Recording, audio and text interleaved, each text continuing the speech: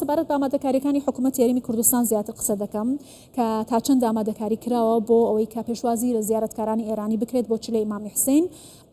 میوانەکەم بەڕێز مەسعود باتێلی سەرۆکی لیژنەی باڵای پێشوازی لە زیارەتکاران و سەرپەرشتیاری کۆمەڵگەی دەروازەی نێودەوڵەتی حاجی ئۆمەرانە کە لەگەڵمە. بەڕێز مەسعود سپاس کە لەگەڵ کوردستان 24 دیارەکە لە سبەینەوە هاتنی زیارەتکارانی ئێرانی لا دەروازە سنووریەکانی هەرێمی کوردستان دەست پێ دەکات. ئەمانەوەی باسی حاجی ئۆمەران بکەین، چ ئامادەکاریەکتان کردووە بۆ پێشوازی لە زیارەتکارانی ئێرانی؟ گەورە و میهرەبان، سڵاو ڕێز گوڵباخان، سڵاو ڕێز بۆ بینەرانی کوردستان 24. هەر وەک بەڕێستان ئاگادارن کە ئەوە ساڵی چارەمە لەسەر بڕیاری حکوومەتی هەرێمی کوردستان ڕێگە دراوە کە زیارەتکارەکانی ئیرانی و بیانی بە ڕێگای دەروازەکانی هەرێمی کوردستان وەکو ترانزیت سەردانی نەجەف و کەربەلا و شوێنە پیرۆزەکان بکەن بۆ بەجێگەیاندنی مەراسمی چلەی ئەربعین. بۆ ئەمە بەستە لیژنەیەکی باڵا لە هەرێمی کوردستان پێک هاتووە کە تەواوی ئەندامانی وەزارەتە پەیوەندیدارەکان تێدا بەشدارن، وەکو وەزارەتی ناوخۆ، وەزارەتی گواستنەوە، وەزارەتی تەندروستی، وەزارەتی شارەوانی، ڕێگاوبان لەگەڵ وەزارەتەکانی تری پەیوەندیدار هەمویان بەشدارن تێدا. بۆ ئەمە بەستە ئێمە وەکو لیژنەی باڵا کە سەرپەرشتی پرۆسەکە دەکەن هەر لە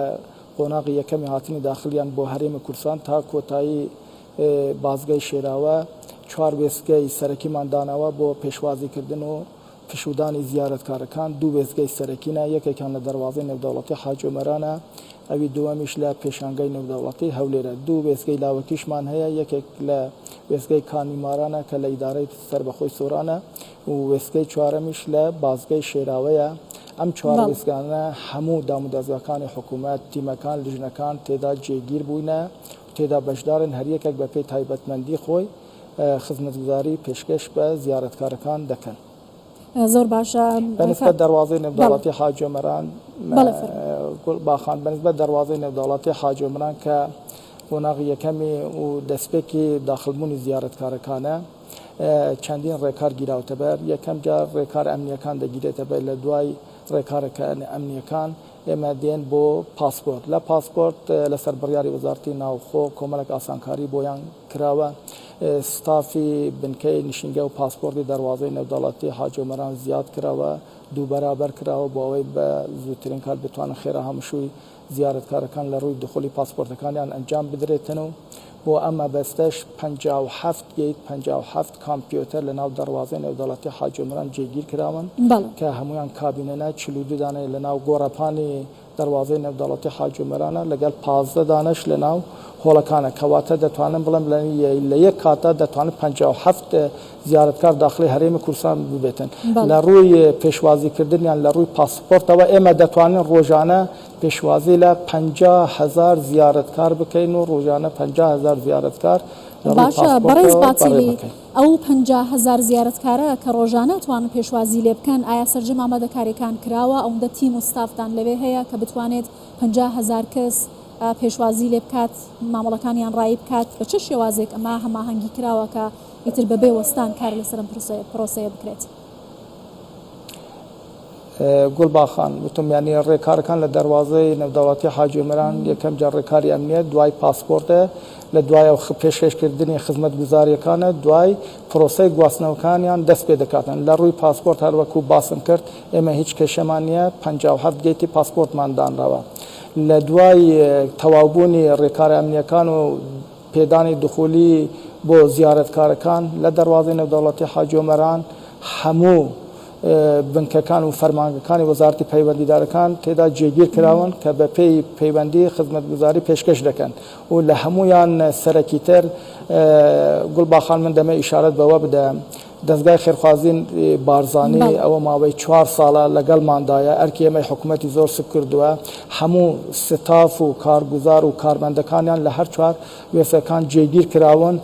هەموو خزمەتگوزاریەکانی پێویست کە پێویستە لە ماوەی ئەم 25 ڕۆژە کە هاتون و چوو دەکەن لەلایەن دەستگای خێرخوازی بارزانیەوە پێشکەش بە هەموو زیارەتکارەکان دەکاتن. ئەو خزمەتگوزاریانە کە پێشکەش دەکاتن، دابینکردنی شوێنیان بۆ پشودان، هەم بۆ ئافرەتان گیان، بۆ پیاوان گیان، ئێمە لە وێستگەکان ئاوی ساردیانە سێ سەرچاوی ئاوی ساردمان بۆ دیاری کردە هەم ئاوی سەفەری هەم ئاوی بەڕادەکان هەم ئاوی تانکەکان کە ڕۆژێ ئێمە 100 قالب بەفر بۆیان دابین دەکەن لەبەرەوە خۆتان دەزانێت وەرزی گەرمایە پێویستی بە سەرچاوی زۆری ئاو هەیە ئێمە ئاو بۆیان دابینمان کردووە بە هەماهەنگی لەگەڵ دەستگای خێرخوازی بارزانانی لەگەڵ چا لەگەڵ شەربەت لەگەڵ داو دەرمان لەگەڵ موکت بالیف لەحێف لەگەڵ چادر خیڤەت ینی هەرچی پێویستە بۆ مانەوەیان لە ناو وێستگەکانی هەرێمی کوردستاندا لە ڕووی پێداویستیان کە بتوانن سوودی لێوەربگرن لەلایەن دەستگای خێرخوازی بارزانانی دابین کراوە حتا لە ناو پاسەکانیشدا ئێمە فلینەی ئاومان داناوە لەگەڵ بەفر تێدا دیار کرد لەگەڵ کۆمەک ئاوی تێدا دەکەن بۆ ئەوەی لە ڕێگاکان بتوانن سوودی لێوەرگن لە حاجومەران بۆ هەولێر حتا دەستگای خێرخوازی بارزانی لە هەولێر پاکێجێکی تایبەتی حاضر کردووە بۆ ئەو زیارەتکاران کە لە هەولێرەوە بە پاسەکان سەردانی کەربەلا دەکەن پاکێجێکی تایبەت دیاری کراوە بۆ هەر زیارەتکارێک کە سواری پاسەکان دەبێتن ینی ئاوێکی تێدایە لەگەڵ شەربەتێک لەگەڵ بیسکویتێک لەگەڵ کێکێک لەگەڵ کنیسێک واتە بڵێم لەگەڵ یەک لە ناو یەک ئۆتۆبوسدا 40 نەفەر سوار بن 40 ئەم پاکێجە لە تەقدیمیان پێ دەکرێت بۆ ئەوەی لە ڕێگاکان سوودیان لێ وەربگرێتن جگە لەوی ئینتەرنێت دابین کراوە گوڵبانخان ئینتەرنێت دابین کراوە ئینتەرنێتی بە بەلاش دابین کراوە لەلایەن حکوومەتی یاریمە کوردستانەوە هەروەها جیهازی پڕژینی فێنکردەوەمان داناوە لەبەر وەرزی گەرما و هاوین هەروەها سەرپۆشمان کردووە وێستگەکان بۆ ئەوەی لە تشکی ڕۆژ بپارێزن باشە بەڕێز باتێلی ئەمە ئەرکێکی قورسە و ئەم خزمەت گوزاریانە سەرجەم کە بۆ زیارەتکاران بەو ژمارە زۆرە پێشکەش دەکەین بەڵام ئەمێ بزانم ئەمە تێچووی هاتنی ئەم زیارەتکارانە هەمووی لەسەر ئەرکی حکوومەتی هەرێمی کوردستانە جگەلەوەی کە دەستگای خێرخوازی بارزانی یارمەتیکی زۆری ئەم پرۆسەیە دەدات یا حکوومەتی عێراقیش بودجە دادەنێت و هاوکاریتان دەکات بەنسبەت بودجەی کە بۆ ئەم پرۆسەیە تەرخانکراوە و خەرجیەکانی هەمووی لەلایەن حکوومەت یاریمە کوردستانەوە و هەموو لەلایەن دەستگای خێرخوازی بارزانیەوە دابین دەکرێتن حکوومەتی فدرال هیچ بودجەیەک و هیچ خەرجیەکی بۆ ئەم پرۆسە لەناو هەرێمی کوردستاندا دابین نەکردووە واتە هەموو خەرجیەکان هەموو پێداویستەکان و کەلوپەلەکان لەلایەن حکوومەت یاریمە کوردستان و دەستگای خێرخوازی بارزانیەوە دابین کراوە باشە بەڕێز باتێلی هەمانگیتان لەگەڵ حکوومەتی فدرال ئێران هەیە بۆ گواستنەوەی زیارەتکاران شاندێکی ئێرانی بە سەرۆکایەتی پارێزگاری ورمێ لە هەرێمی کوردستان بوو ئەوان چۆن ڕوانیان لە ئامادەکاریەکانتان هیچ تێبینیەکیان هەبوو بەڕێز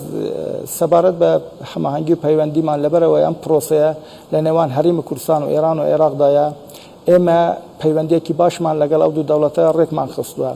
سەبارەت بە پەیوەندیەکانمان لەگەڵ ئێران هەم بە ڕێگای فەرمانگای پەیوەندیەکانی دەرەوە لەگەڵ کۆنسەنگەری کۆماری ئیسلامی ئێران لە هەولێر لە پەیوەندی داینە هەم لیژنەی باڵا لەگەڵ لیژنەی باڵای ئاربعینی ئازەربایجانی غەربی ڕۆژاوای ئێران کە جیرانمانە دراوسێمانە لە پەیوەندیدانە هەم ئێمە لیژنەی پێشوازی لە دەواازەی حاجومەران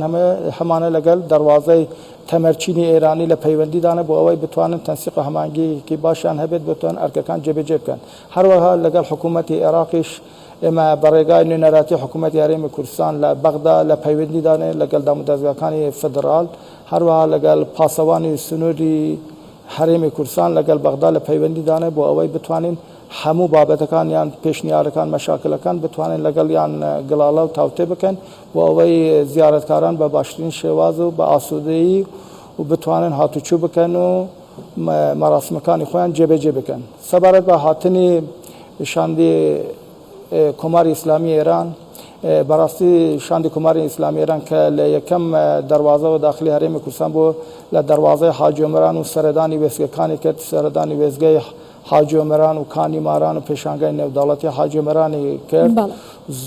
زۆر خۆشحاڵ بوون زۆر سوپاسیان کرد هەروەها سوپاسگوزاریکە زۆر گەورەیان کرد هیچ تێبینیان نەبوو بە پێچەوانەوە هەرچی ئەوان دەیانویست ئەو ئامادەکاریانە پێشوەخت لەلایەن لیژنەی باڵای حکوومەتی یاریمی کوردستان کراوە و ڕێز و سوپاسی تایبەتی گەلی ئێران و حکوومەتی ئێران و سەرۆکۆماری ئێرانیان گەیاندە بە جەنابی سەرۆک بارزانانی بە جەنابی سەرۆکیارێن بە جەنابی سەرۆکی حکوومەت وەزارەتی ناوخۆ پارێزگای هەولێر ینی زۆر سوپاسگوزار بوون کە ئەو ئامادەکاریەکان بۆ زیارەتکارەکان دابین کراوە. بەڵێ زۆر سپاس دەکەم بەڕێز سەبارەت بە گواستنەوەیان گوڵباخان سەبارەت بە گواستنەوەیان یەک تێبیری بە بەڕێزتان بدەم سەبارەت بە گواستنەوەکان ئێمە بە دوو قۆناغ جێبەجێ دەکەن قۆناغی یەکەم لە حاجی عومەران بۆ هەولێرە ئێمە 1500 پاس و ڕاف ئامادەمان کردووە لە حاجی عومەران دەگوازنەوە بۆ هەولێر قۆناغی دووەم لە دوای پشودان لەوێ ئەستراحەتکردنیان 1800 ئۆتۆبوس و پاسی ترمان دابین کردووە بۆ ئەوەی لە حاجی عومەرە لە هەولێرەوە بگوازێنەوە بۆ کەربەلا واتە لە ناو هەرێمی کوردستاندا هەموو ئامادەکاریەکان کراوە بە تەنیا یەک تێبینی کە زۆر جار باز دەکرێتنەوە هەم ئێمەش ئەو تێبینیەمان هەیە وەکو لیژنەی باڵا و وەفدی کۆماری ئیسلامی ئێران ئەویش تێبینیەکە لە ناو هەرێمی کوردستانیدانە بەڵکو تێبینیەکە لە کەربەلایە ئەو زیارەتکارانەی کە بە ڕێگای پاسەکانی ئێمە دەگوازێنەوە بۆ کەربەلا لەوێ شوێنێکی دیاریکراو نییە گەڕاجێک و تەرمینالێک نییە کە لە کاتی گەڕانەوە زیارەتکارەکان بتوانن لە دوای ئەنجامگاندنی مەراسیمەکان بێنەوێ و لەوێ سواری پاسەکان بێنەوە بگەڕێنەوە بۆ هەرێمی کوردستان ئەم بابەتەش ئەمڕۆ وەفدێکی باڵای حکوومەتی عێراق لە دەواازەی حاجی عومەران بوو ئەو بابەتمان لەگەڵ گفتوگۆ کرد ئەوانش وعدیاندان ئینشاڵڵا لە داهاتوویەکی نزیکدا و شوێنە دیاری دەکەن و ئەو کێشەیە هەڵ دەکەن. زۆر باشە زۆر سپاس دەکەم بەڕێز مەسعود باتێلی سەرۆکی لیژنەی باڵای پێشوازی لە زیارەتکاران و سەرپەرشتیاری کۆمەڵگەی دەواازەی نێودەوڵەتی حاجی عومەران لە حاجی عومەرانەوە لەگەڵمان بووی. سپاس.